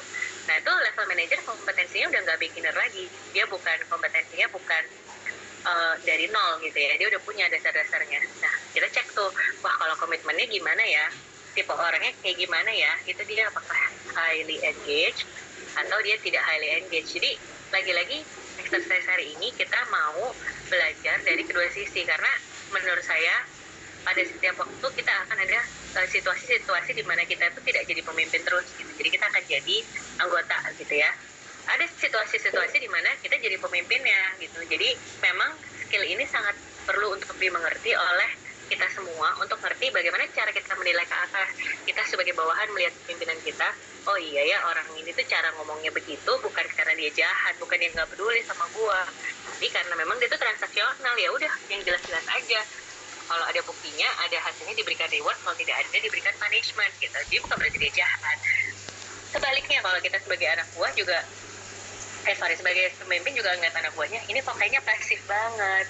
Oh ternyata dia tuh udah bertahun-tahun kerja di posisi itu, udah skill setnya segitu-segitu, terus dilihat oh ternyata dia tuh tidak terlalu aktif ya, tidak terlalu engage ya sama perusahaan ini, nggak mau terlibat. Wah berarti dia tipe 2 nih. Nah gimana ya cara ngadepin tipe 2? Apakah perusahaan ini sudah kebanyakan tipe 2? Atau kita memang butuh tipe 2 untuk karakter pekerjaan yang dia lakukan. Misalnya pekerjaan-pekerjaan administrasi gitu ya. Kita mungkin tidak perlu skill set orang-orang tipe pertama di pekerjaan administrasi. Kalaupun perlu, nggak perlu semuanya. Misalnya satu tim administrasi 10 orang. Nggak perlu dong kita 10 orang semuanya punya ide-ide baru. Formatnya berubah terus gitu. Kita mungkin perlu 1-2 orang yang tipe 1. Tapi kita perlu sisanya tipe 2 supaya dia bisa terus memanage, melakukan, meneruskan hal-hal yang perlu dia lakukan sesuai dengan yang sudah disepakati gitu. Jadi ini menurut saya sesuatu yang sangat bisa kita pelajari. Ini kunci menurut pengalaman saya ya. Jadi menurut saya semua jenis tipe nggak ada yang best, nggak ada yang kita nggak bisa jadi satu tipe. Kita nggak bisa juga menutup pikiran kayak saya kan cuma tipe ini, saya nggak mau tipe jadi orang tipe yang lain. Nggak bisa. Karena pada akhirnya tujuan komunikasi harus menyampaikan sesuatu dan harus bisa diterima. Jadi tetap secara benang merah ada 3+1 kunci komunikasi efektif seorang pemimpin. Yang pertama, berbicaranya harus jelas. Sejujurnya ini juga struggle saya. Saya beberapa kali ngobrol sama mentor-mentor saya juga, kayak perasaan saya ngomongnya udah jelas sih gitu. Cuman ternyata, mungkin ini feedback dari teman-teman juga ya, ternyata saya ngomongnya tuh cepet banget gitu. Jadi untuk kadang-kadang saya tuh kalau misalnya nge-brief anggota tim saya nih, baru kejadian kemarin banget. Jadi saya manggil nih salah satu anggota tim saya yang paling baru. Jadi gap usianya dengan saya itu mungkin lebih dari 15 tahun. Saya panggil, terus saya lihat tuh dia datang-datang udah bawa notes sama bolpen. Saya langsung appreciate dalam hati saya ya. Wah dia siap mencatat nih gitu. Dia buka itu kertas, dia duduk, bolpennya udah nempel tuh di atas notes. Saya langsung briefing kan, oke, jadi gini, kita kan bulan Desember mau ada acara ya. Ini menurut saya acaranya tuh levelnya harus segini nih. Terus menurut saya tamu undangannya tuh harus si ini, si itu, si itu. Saya tuh pakai banyak sekali tingkatan, karena kalau di kantor kan kita sering menyebut pimpinan-pimpinan kan pakai inisial nama ya. Misalnya kayak nama orangnya Jovino Herian gitu ya, panggilannya JH gitu. Jadi saya juga menyebutkan nama-nama direksi itu dengan singkatan gitu. Kita harus undang si ini, sini. Anak itu tuh bolpennya udah nempel, tapi nggak ada yang dia tulis. Terus saya menoleh, saya bilang, kamu nggak pengen nyatet? Terus saya kayak, oh iya bu, dia masih ngawang gitu, bolperennya nggak keluar tuh tintanya.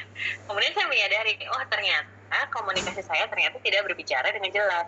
Saya ngomong terlalu cepat, saya menggunakan terminologi atau singkatan-singkatan yang anak ini belum familiar. Lebih lagi, saya pakai banyak istilah-istilah yang memang tidak umum gitu. Sebagai anak yang baru, yang dalam skema contoh saya tadi, dia high commitment tapi low competence. Dia belum tahu nih hal-hal yang saya bicarakan. Dia nggak tahu nih direktur ini sebutannya apa. Dia nggak tahu nih tempat-tempat yang saya sebutkan dengan singkatan-singkatan tuh apa. Dia juga nggak ngerti yang hal-hal yang saya jadikan target itu tuh apa gitu. Karena saya menggunakan jargon-jargon atau bahasa-bahasa yang sulit gitu. Jadi saya kemudian menyadari, kayaknya ini cara komunikasi saya yang nggak pas. Karena kalau saya menggunakan cara komunikasi tersebut sama tim leader dia, yang sudah 1,5 tahun bekerja dengan saya ngomong kayak gitu, si tim leadernya bisa langsung catat tuh, bisa udah kelar, bisa dia udah ngerti apa yang saya maksud. Saya lupa bahwa seseorang ini tuh masih baru, anaknya baru masuk 2 minggu, dia belum ngerti juga siapa aja direksinya, dia belum ngerti singkatannya, dia belum ngerti jargonnya. So, dalam kisah itu, saya yang gagal dalam berkomunikasi, karena komunikasi saya menjadi tidak efektif. Nah, yang kedua yang juga penting adalah menyatakan delegasi. Ini mungkin juga penyakit 50% dari pimpinan nih, karena kadang-kadang either kita itu tidak mau terlihat kita itu otoriter, jadi langsung bagi-bagi kerjaan, atau kita juga bisa jadi kita tuh nggak enakan untuk membagi kerjaan itu kepada anggota tim. Tapi pemimpin nggak jadi pemimpin kalau dia nggak bagi tugas, kalau dia nggak delegasi. Jadi it's so important untuk seorang pemimpin untuk menyampaikan, lagi-lagi dengan jelas ya, tanggung jawab anggota timnya tuh apa aja. Si A harus ngerjain apa, si B harus ngerjain apa, si C harus ngerjain apa. Itu harus sangat dijelaskan oleh pimpinannya. Kita nggak bisa nih kalau kita mengharapkan kita ngomong aja gitu, lo atur sendiri, dia bagi tugas di antara lo pada gitu. Itu nggak jalan. Tugas untuk membagi tugas, sebenarnya tugas untuk berbagi role itu bukan tugasnya tim member, itu tugasnya seorang pemimpin. Nah, ini di sini yang ketiga adalah sama pentingnya bersikap terbuka. Jadi kalau misalnya pimpinannya itu udah terlalu kaku atau terlalu serem, ketika dia ngoceh terus ternyata komunikasi tidak efektif, anak buahnya juga tidak berani untuk nanya nih gitu. Ada pertanyaan jelas, gitu. Tapi saking takutnya tuh mereka untuk bertanya. Jadi sebagai pemimpin yang baik, untuk bisa mencapai komunikasi efektif, kita harus selalu bersikap terbuka. Di setiap akhirnya kita harus nanya nih, gimana, ngerti nggak? Coba lu jelasin lagi. Atau kalau untuk hal-hal yang kayaknya mereka kok ngawang-ngawang, kayak nggak ngerti, kita bisa ngulang lagi gitu. Kita harus bisa menciptakan suatu kondisi aman, di mana mereka tuh mau berbagi ide, atau mereka tuh mau berbagi kebingungan mereka. Karena seringkali, kalau kita tidak mendorong mereka untuk memberikan feedback atau umpan balik kepada kita, ya kita juga nggak tahu, kita merasanya nih, kayaknya gue ngomongnya udah jelas, tapi ternyata mereka nggak jelas gitu. Apakah komunikasi itu jadi efektif? Tidak. Yang terakhir, yang paling penting adalah kita harus menyadari ketidaksempurnaan. Ini yang tadi balik ke tadi ya. Pada akhirnya tidak ada pemimpin yang sempurna. Jadi kita perlu selalu, at every level of our life, kita perlu selalu ambil waktu untuk evaluasi. Sudahkah kita menjadi seorang pemimpin yang efektif secara pribadi gitu. Kita juga harus saling mengevaluasi tim. Gimana, semua orang harus sadar gitu loh, nggak bisa satu pihak tuh kayak, ya gue emang kayak gini orangnya. Nah itu tuh udah kalimat yang udah paling tidak grow mindset ya. Jadi nggak bisa kita mau jadi bawahan, kita mau jadi atasan, kita mau jadi keduanya, kita tetap harus punya sikap keterbukaan dan menyadari ketidaksempurnaan itu. Nah jadi kurang lebih ini sebenarnya yang prinsip yang udah saya sampaikan. Mudah-mudahan tadi teman-teman bisa mengerti. Nanti akan ada waktu tanya jawab, tapi sebelum waktu tanya jawab, saya akan masuk ke case study. Jadi saatnya saya akan mengoper kepada Mas ganteng. Silakan, Mas Jo. Halo. Oke, thank you Kak Ratih untuk sharingnya. Mudah-mudahan juga bermanfaat untuk teman-teman, dan mudah-mudahan tadi teman-teman juga mencatat. Tentu materi ini juga ada beberapa pertanyaan juga dari kolom chat ya. Apakah materinya akan dibagikan seperti yang tadi Kak Ratih sempat share juga, bahwa materi ini memang akan dibagikan ke teman-teman supaya untuk dipelajari lebih lanjut. Seperti itu. Sebelum masuk ke case study, mungkin saya juga mau kasih contoh nih, kita sedikit terkait tadi dengan situational leadership. Saya itu biasanya tipikal yang demokratis gitu. Jadi bisa tanya apa pendapat tim member dan masing-masing gitu. Dimana ada yang memang tim member ini gitu, dari tim member saya ini juga kompeten gitu, high kompeten dan high commitment, sehingga ketika saya coba untuk tanya, saya coba untuk dalam arti demokratis dan suportif ya gitu, dia akan langsung oke, saya akan ngerjain ABCD, selesai. Jadi saya hanya cuma soal gimana kerjaannya gitu, oke nggak, oke ini udah selesai, oke. Ada satu juga hal yang kayak saya udah berusaha untuk seperti itu, kok ini nggak dikerjain gitu. Apakah sayanya tadi bicara boleh backslide dulu nanti? Apakah soalnya apakah saya berbicaranya kurang jelas atau gimana? Atau ternyata setelah melihat ini saya mendiagnosa, which is stop sini aja. Ternyata memang dia ini tipikal yang low kompeten dan high commitment gitu. Jadi pada saat saya menyampaikan sesuatu, tim member ini itu juga kayak, oh gitu ya, ini gini ya. Nah, ketika di dalam posisi yang di merah ini, low competence dan high commitment, teman-teman percayalah, jangan merasa rendah gitu dengan di posisi seperti ini. Semuanya akan pernah merasakan hal seperti ini. Mungkin tadi Karate juga udah sempat share, ada orang baru masuk kerja, mendapatkan hal baru, pasti kita akan ada di low competence gitu. Tapi komitmen kita tinggi, karena kita ingin tahu, kita ingin belajar, dan kita ingin ciptakan atau menghasilkan sesuatu gitu kan. Nah, untuk tim member saya yang ini ternyata memang harus lebih ke high direction gitu. Jadi saya mengarahkan, oke, saya minta kerjain A, B, C, dan D. Itu lebih jelas, lebih detail gitu. Dia akan lebih mengerjakan hal-hal yang saya minta gitu kan, dibandingkan saya bertanya lagi secara demokratis gitu. Nah, kembali ke tadi ke gaya kepemimpinan, situational leadership itu, karena tadi udah share juga bahwa itu bisa di-adjust. Kalau saya mungkin bahasanya lebih bisa dikombinasikan gitu. Teman-teman nggak perlu berpatok sama satu hal. Oke, saya tadi mau demokratis, saya mau transaksional, transformasional ya, seperti itu. Tapi semua itu bisa kita kombinasikan gitu. Itu yang membuat gaya leadership dari setiap orang itu bisa menjadi lebih baik gitu sih. Dan yang paling pasti, kita tuh tadi satu kunci pertama kali Ratih itu share adalah yuk kita belajar bareng, itu kata kuncinya. Kenapa? Karena saya yakin bahwa ketika kita belajar, kita ingin mencari tahu, tentu itu akan, knowledge kita akan bertambah, sehingga ketika kita keluarkan lagi gitu kan untuk bisa berbagi, secara otomatis juga pengetahuan kita jadi makin bertambah, kita juga semakin jadi lebih dihargai orang, dihormati orang, kurang lebih seperti itu tambahan saya. Oke, thank you. Balik lagi ke case tadi, Ratih. Again,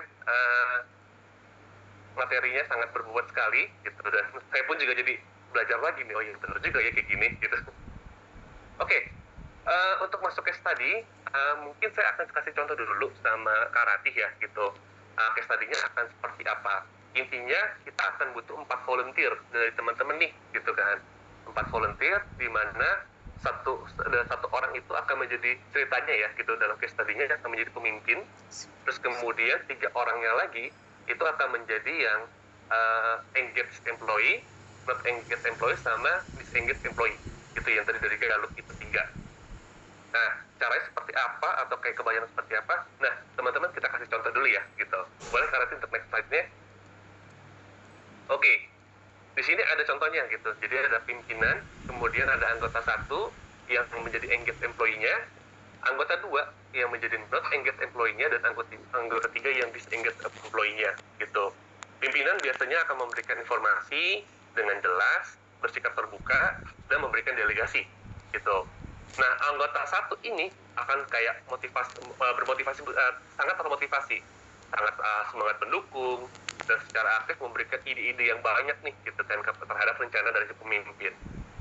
Anggota 2 nanti akan bersikap netral, oke deh gitu, saya kerjain deh, iya deh, oke deh gitu, dan cenderung nggak mau repot gitu, dan nggak mau coba hal baru. Jadi jika memang sudah ada arahan dengan kapasitasnya orang tersebut, biasanya oke, saya kerjain segini aja ya gitu. Namun ketika menjadi anggota ketiga itu biasanya dia nggak mau terlibat, dan secara aktif dia akan menolak. Biasanya kalau anggota 3 itu kayak kayaknya nggak begitu deh, harusnya kan begini, kayaknya kalau itu akan gagal, kurang lebih seperti itu. supaya lebih enak lagi, mungkin contohnya sekarang lebih konkret aja ya. Saya minta karate nih gitu. Karate jadi pimpinan, mungkin kita coba ngambil case tadinya itu menjadi seorang guru dan juga anggota siswa ya, seperti itu ya. Silakan karate. Siap todong. Oke, jadi mungkin contohnya saya jadi guru yang mau memberikan briefing pembagian tiket kelas deh. Oke, saya langsung mulai ya Kak ya. Jadi misalnya saya bilang nih, oke, selamat pagi ya adik-adik semuanya. Kita hari ini berkumpul pagi-pagi ini kita mau membagi jadwal tiket kebersihan, oke? Oke, ada si A, si B, si C, oke? Semuanya jadi job minun ya. Si A akan tugasnya menyapu setiap hari dari Senin sampai Jumat. Si B, kamu harus ngelapin kaca jendela Senin, Selasa, Rabu. Si C, kamu harus ngelapin kaca jendela untuk hari Kamis dan Jumat. Nah, hari Sabtu, kita semua bertiga, kan biasanya hari Sabtu masuk setengah hari. Hari Sabtu kita akan sama-sama merapikan lemari. Jadi itu ya tugas yang harus kita lakukan selama tiket mingguan kita untuk bulan depan. Oke, A, B, dan C sudah mengerti belum dengan tugasnya masing-masing? Ya, mau memvalidasi lagi, untuk yang B itu ngelap kaca di hari keberapa aja Kak? Yang B tadi ngelap kacanya di hari Senin, Selasa, sama Rabu. Senin sampai Rabu ya, oke. Sisanya itu di anggota C ya? Iya, Kamis dan Jumat anggota C. Ini kakak lagi jadi moderator, apa kakak jadi ABC? Jadi bingung. Oke, siap, coba saya ini ya. Baik, Ibu Guru, terima kasih. Saya menjadi anggota 1 atau si A. Baik, Ibu Guru, terima kasih untuk jadwal menyapu saya di Senin sampai Jumat. Saya akan kerjakan, saya akan siap untuk bisa melakukan pengerjaan tersebut. Dan sempatnya saya juga akan mencoba untuk melakukan pengempelan juga, Bu Guru. Kenapa? Karena saya yakin bahwa ketika ruangan kelas kita bersih, otomatis semangat belajar kita pasti akan tumbuh. Itu contoh dari saya. Gitu. Jadi memang termotivasi mendukung. Lanjut, untuk yang anggota B, mengelap kaca Senin sampai Rabu. Gitu. Baik Bu Guru, nanti saya akan kerjakan Senin sampai Rabu aja berarti ya. Gitu. Nanti saya coba akan kasih jadwal saya sendiri start dari jam 8 sampai jam 9. Jika ada kotor lagi mungkin ya saya akan kerjakan lagi jam 4 sampai jam 5. Terima kasih ya Bu Guru. Itu cenderung ya bersikap netral, mengiyakan gitu kan. Namun dia nggak mau repot gitu. Jadi ya udah saya akan kasih batasan saya di sini. Saya nggak mau repot gitu dan saya nggak mau coba hal baru gitu. Dia nggak ada hal baru. Lanjut untuk si anggota ketiga atau si anggota si C nih gitu ya, ngelap Kamis sampai Jumat. Oke Bu Guru, tapi kayaknya Kamis sampai Jumat tuh kita sudah ada jadwal lain sih Bu Guru gitu, karena saya tahu bahwa di hari Kamis itu kita ada jadwal olahraga dari jam 7 pagi sampai jam 12 siang gitu, mulai dari lari pagi hingga ke main basket. Jadi kayaknya tidak bisa. Setelah itu kita juga ada kursus nih gitu, bimbingan tambahan di mana itu bisa memakan waktu dari jam 2 sampai jam 5 sore nih Bu Guru. Jadi kayaknya nggak bisa. Kalau Jumat kita pasti akan ada kepotong ibadah Jumat, sehingga kayaknya tetap saya nggak yakin itu bisa. Mungkin coba kita tanya lagi ya ke teman-teman yang lain, itu apakah bisa digantikan atau enggak ya gitu. Nah, itu contoh dari si anggota 3, di mana dia nggak mau terlibat. Dia aktif banget nih, gitu, aktif tapi menolak, gitu kan. Jadi kayak saya kayaknya enggak deh. Gitu, saya kayaknya nggak tertarik, saya tidak berminat dan saya tidak punya minat untuk ke arah sana, gitu. Gitu teman-teman. Sampai sini mudah-mudahan mengerti ya cara case tadinya, gitu. Dan oke Kak Alif, thank you. Teman-teman yang ingin jadi volunteer, karena bisa angkat tangan ya. Yuk, ada siapa yang teman-teman yang mau jadi volunteer bisa langsung aja ya, raise hand. Gitu, raise hand atau boleh di chat juga, boleh siapa?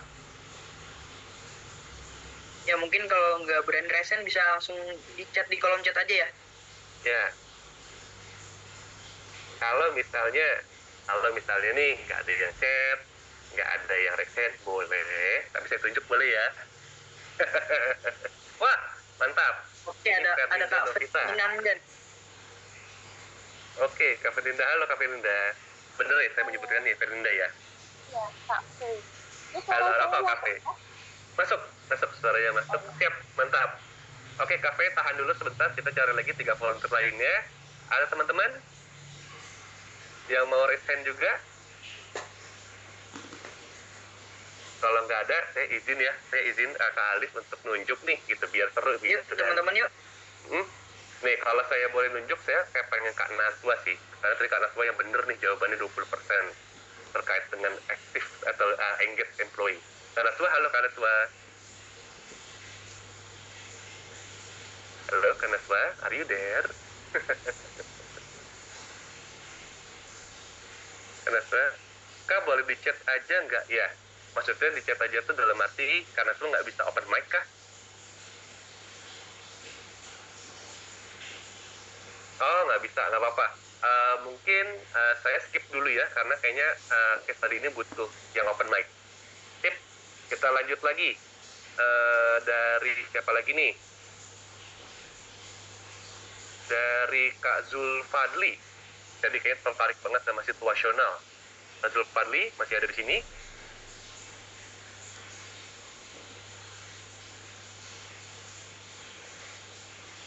Halo Kak Zulfadli.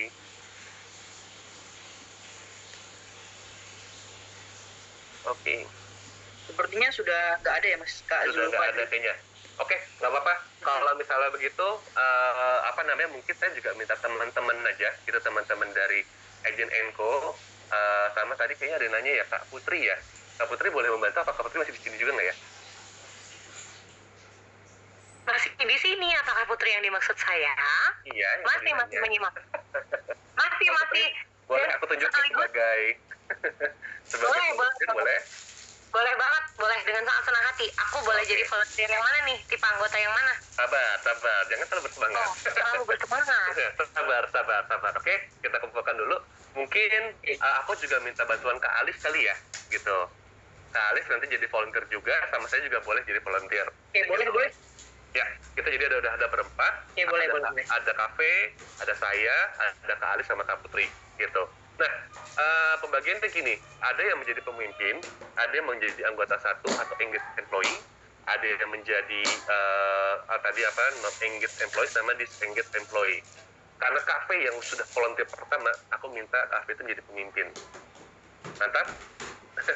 Nah, kafe nanti akan ke breakout room sama Kak Rati, gitu kan, untuk di-share nih materinya apa, supaya kafe juga tahu nih apa yang akan disampaikan. Nanti kafe juga akan mendapatkan arahan bagaimana kafe harus menyampaikan itu ke masing-masing anggota ini, tiga tipe anggota yang berbeda ini ya, gitu. Oke, Kakak Mimin, boleh minta tolong di breakout Kak Rati dan Kak Nya? Oke, sebentar ya Kak. Ya.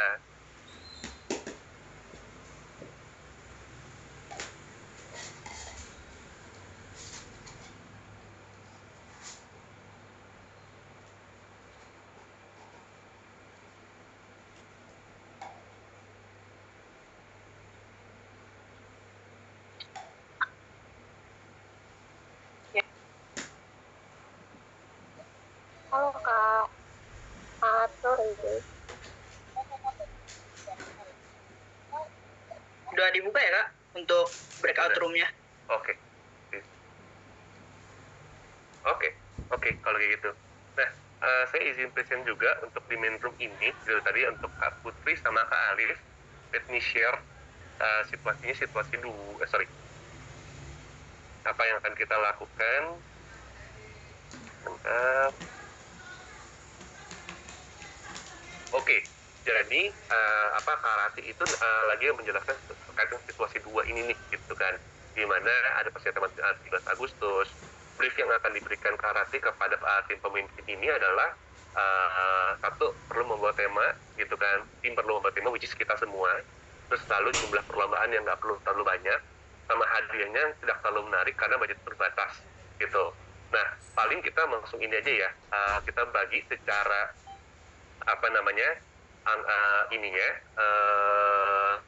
anggotanya. Mungkin aku minta Kak Putri untuk menjadi anggota 1, gitu. Terus untuk yang anggota 2-nya, Kak Putri anggota 1 yang engaged employee, jadi yang termotivasi dan punya banyak ide. Lalu untuk anggota duanya itu di sisi Kak Alif yang sifatnya netral, jadi mengiyakan aja gitu, tapi nggak mau repot gitu. Nanti dari pemimpin. Nanti saya ketiga yang actively menolak, yang suka menolak. Kurang lebih gitu aja. Ada pertanyaan terus sampai sini? Oke, dari aku aman sih Kak.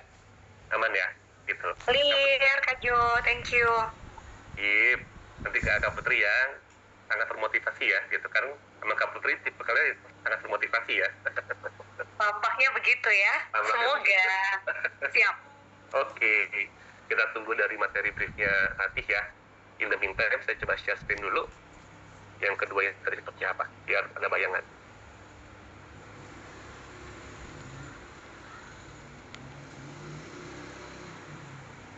Kita akan bicara soal membuat tema, jumlah perolahan yang nggak terlalu banyak, sama hadiahnya nggak terlalu menarik karena budget terbatas 5 juta untuk 100 karyawan. Seperti itu.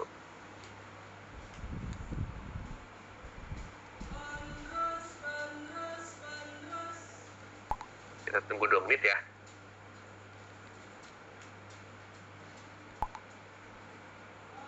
Oke, sambil menunggu, aku juga mau ngingetin lagi teman-teman gitu. Teman-teman jika ada pertanyaan nanti boleh bisa bisa ditanyakan gitu terkait dengan komunikasi efektif, dan tentu materi-materi tadi disampaikan sama Kak Rati, saya ulang lagi, mungkin nanti akan dibagikan juga ke teman-teman supaya untuk bisa dipelajari gitu. Ingat, seperti tadi saya bilang bahwa kuncinya adalah belajar nih teman-teman gitu. Karena sampai sekarang pun saya dan Ratih itu masih dalam mode yang selalu belajar. Karena saya yakin ilmu itu akan selalu berkembang dan ilmu itu nggak akan ada habisnya gitu. Itu prinsip yang kami adopt gitu ya, yang kami adopsi untuk bisa selalu mengembangkan diri sendiri gitu. Again, kita bisa jadi nggak selalu akan jadi pemimpin, kita bisa jadi membernya, begitu juga sebaliknya, kita juga bisa jadi membernya dan juga bisa jadi pemimpin gitu. Dengan mengetahui komunikasi seperti ini, saya yakin kita bisa menempatkan diri tepatnya gitu. Ketika jadi pemimpin harus seperti apa, dan ketika jadi member untuk bisa membantu pemimpin harus menjadi seperti apa gitu. Ya udah, sebentar lagi udah siap, kita tunggu ya artinya.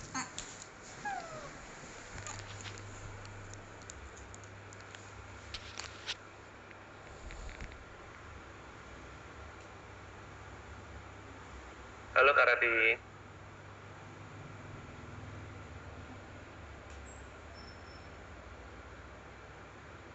Kafe sudah balik? Halo Kafe, sudah kembali kah? Saya sudah kembali. Kafe dari OTW. Udah Kak, udah kembali. Sudah kembali. Oke, tips Kafe. Kafe tadi seperti yang sudah disampaikan oleh Kak Rati, gitu. Kafe akan menyampaikan sebuah idea untuk bisa sampaikan ke timnya, dan sebagai anggotanya Kafe ada Kak Putri, ada Kak Alif, ada saya. Oke, bisa kita mulai sekarang Kafe? Untuk anggotanya Kak Putri, Kak Alif, sama Kak... Saya, Kak Jo. Oh iya Kak Jo. Oke, Kafe, silakan dimulai. Selamat sore teman-teman. Sore. Kita berkumpul lagi ya untuk membicarakan topik yang pernah saya sampaikan sebelumnya berkaitan dengan persiapan 17 Agustus. Nah, ini saya mau follow up dari teman-teman. Kira-kira bagaimana nih untuk temanya, apakah sudah ada mungkin usulan dari teman-teman, kemudian lombanya juga bagaimana, dan terkait lomba juga kemarin saya sampaikan juga jangan terlalu banyak-banyak, dan juga terkait hadiah itu juga maksimalnya juga dari perusahaan hanya 5 juta saja. Mungkin dari teman-teman ingin menyampaikan bagaimana terkait rencana ini. Afi, aku boleh ngomong ya, aku mau kasih pandangan nih. karena kan ini acara setahun sekali nih ya, berkaitan dengan kemerdekaan Republik Indonesia. Perusahaan kita kan dari tahun ke tahun selalu bikin acara juga. Menurut aku yang pertama harus clear dulu nanti kita tuh acaranya selama berapa jam. Jadi nanti akan berkaitan dengan rangkaian agendanya, apakah satu kali event setelah itu selesai atau nanti kita langsungkan beberapa sesi, jadi gamenya itu terpisah dengan acara malam tirakat terus penyerahan hadiah gitu. Karena kalau soal nilai hadiah 5 juta menurut aku untuk 100 karyawan sebenarnya bisa sih kita siapin hadiah itu yang kecil-kecil lucu-lucu tapi semuanya dapat. Tapi itu kita nggak bilang kalau semuanya dapat, kita tuh siapin aja gitu yang hadiah-hadiah yang unik, kayak misalnya sendal jepit tapi dalam jumlah sangat banyak, karena kan pasti kepake ya, contoh sendal jepit gitu. Ini masukan dari aku sih, tapi balik lagi aku nggak tahu kalau teman-teman lainnya gimana. Oke, terima kasih Kak Putri. Dari teman-teman yang lain bisa menyampaikan? Oke, mungkin kalau dari aku setuju dengan Kak Putri ya untuk hadiahnya. Jadi mungkin aku akan stick dengan plan dari Kak Putri sih. Dari aku sih itu aja. Mungkin bisa dari teman-teman yang lain mungkin. Aku boleh menambahkan ya. Kalau dari aku sih, menurut aku secara hadiah itu sendiri, kok kayaknya nggak menarik ya. Gitu, 5 juta untuk 100 karyawan. Menurut saya sih takutnya malah apa ya, ini bukan berencana untuk mau menjatuhkan ya teman-teman, tapi bayangin deh teman-teman kalau misalnya tadi Kak Putri bilang kita mau ngasih sendal jepit, aduh kayaknya harga diri perusahaan ini bisa jatuh gitu loh, ngasih sendal jepit gak enak banget gitu kan gitu. Dan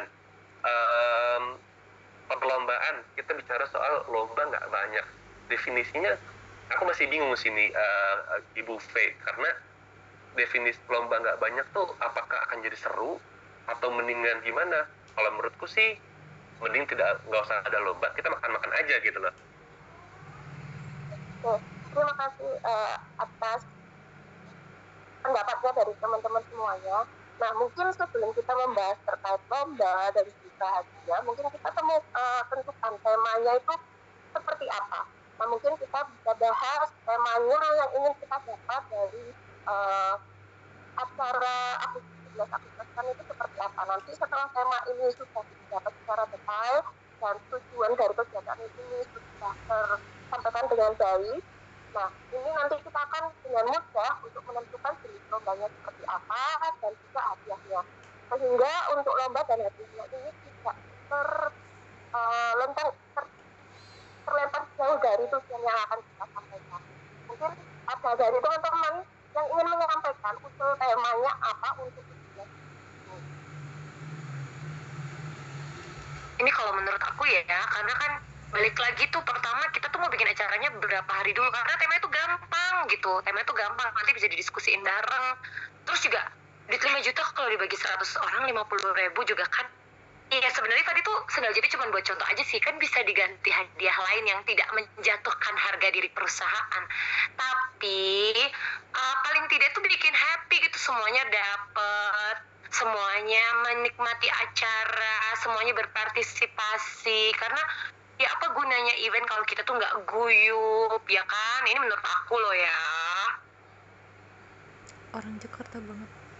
Terima kasih Kak Putri. Mungkin dari Pak Jo dan juga mungkin Pak Alif ada ingin menyampaikan usul temanya. Oke, mungkin kalau dari aku ya Kak, terkait temanya aku akan mengikuti dari arahan Kak Fernanda aja sih. Jadi mungkin menurutku arahan dari Kak Fernanda itu mungkin sudah cukup untuk aku sih. Mungkin dari teman-teman yang lain? Oke, Kak Putri, Kak Alif, thank you.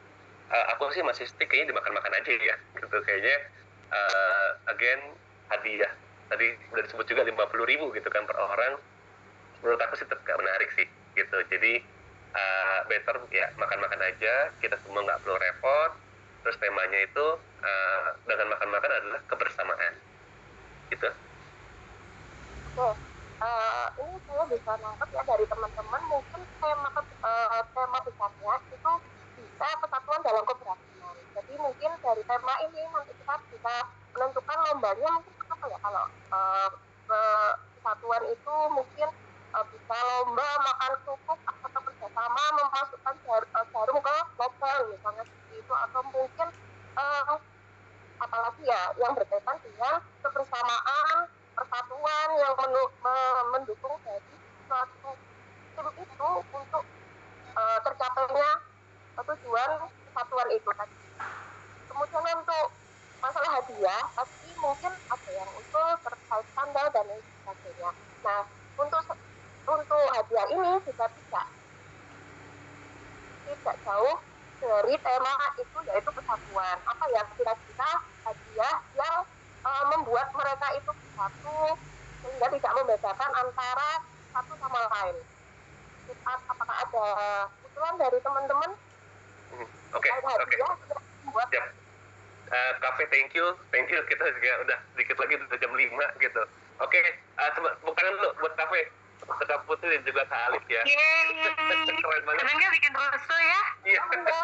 Makasih. Cafe, Gak apa-apa, kan kita belajar berproses. Keren betul. banget, Cafe, keren banget. Betul. Makasih ya, Kak. Cafe keren banget karena untuk brief yang sangat Keren. kurang lebih 2 menit ya, Karati ya gitu.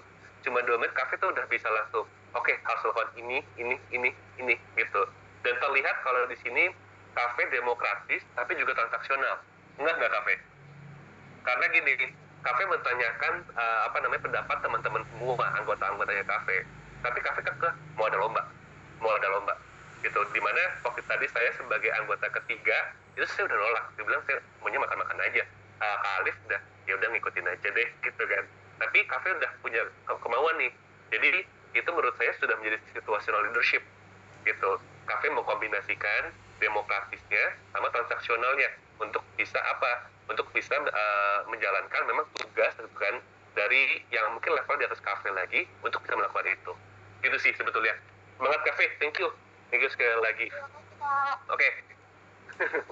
Aku kembalikan lagi ke Kak Rati ya. Silakan Kak Rati. Thank you. Jadi memang ini menarik sekali sih. Aku tadi setuju. Ini aku tayangin sekali lagi. Tadi case study-nya itu sebenarnya apa yang kita diskusikan. Jadi ini sebenarnya tugasnya bagaimana cara Cafe untuk melakukan follow up. Tadi seperti yang Kak Jo udah sempat bahas juga. Ini tuh tadi sangat baik sekali karena tadi Cafe sangat jelas. Tadi kan salah satu kriterianya harus jelas dalam menyampaikan informasinya. Cafe tadi jelas dan dia menyampaikan batasannya di depan. Jadi ketika dia pertama kali membuka rapat tersebut, dia menyampaikan batasan-batasannya. Ini last meeting kita udah bahas A, B, C loh. Ini batasannya. Jadi dia memberikan informasi sekaligus memperjelas tujuan meeting itu tuh apa langsung di depan. Nah, tadi juga kalau tadi teman-teman menyimak obrolannya, padahal tadi tipe ketiga udah berusaha mengganggu ya, udah berusaha nggak mau gitu kan, tapi Cafe tuh tetap kekeh tuh fokus pada padahal orang udah nggak mau bikin, dia tetap yuk kita fokus, yuk kita nentuin tema gitu. Itu menurut aku juga salah satu strong point dari Cafe dalam role play tadi ya. Terus dia seperti yang tadi Kak Jo bilang, dia memberikan kesempatan bagi tiap-tiap anggota untuk berpendapat, itu ciri yang demokratis.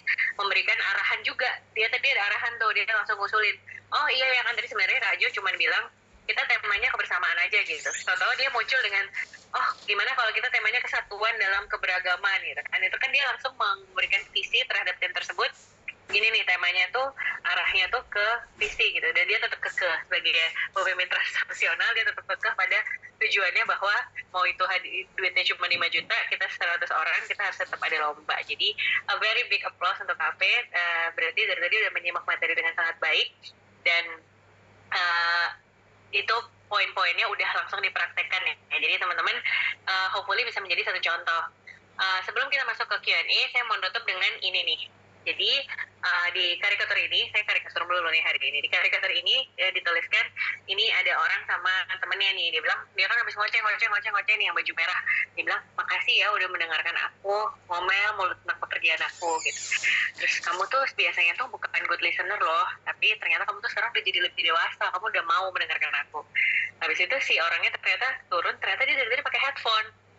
Ternyata hidup enak juga ya kalau aku tuh udah pakai headphone, jadi aku tidak mendengar lagi. Berarti artinya sebenarnya komunikasi ini sekali lagi gagal karena orang yang berbaju merah sudah merasa, udah ngomong, udah merasa ditanggapi, padahal yang baju putih sama sekali tidak mendengar itu. Nah, harapan aku dari semua yang kita pelajari hari ini, semoga kita tidak menjadi yang putih, karena saya sebagai yang merah udah ngomong banyak hal yang bisa kita pelajari hari ini. Tapi please jangan jadi yang putih nih, jangan pakai earphone dan jangan nggak mau mempelajari sesuatu atau nggak mau memperbaiki diri lagi, karena aku percaya kita akan terus perlu melakukan perbaikan dan kita akan terus perlu melakukan improvement dalam komunikasi di setiap level kehidupan kita. Dari aku materinya cukup segini, aku balik lagi ke kakak Alif ya, ke MC. Barangkali kita ada Q&A, masih ada waktunya, silakan ya kak. Oke, terima kasih banyak ya Kak Rati untuk materinya yang mulai dari tipe-tipe kepemimpinan nih sampai tadi study case, seru banget sih Kak. Oke, mungkin selanjutnya teman-teman semua kita akan masuk ke sesi Q&A karena berhubung kita waktunya nggak banyak juga nih untuk sesi Q&A, kita buka untuk 3 pertanyaan ya Kak ya untuk Q&A-nya. Jadi mungkin teman-teman yang ada pertanyaan boleh langsung raise hand aja atau mungkin bisa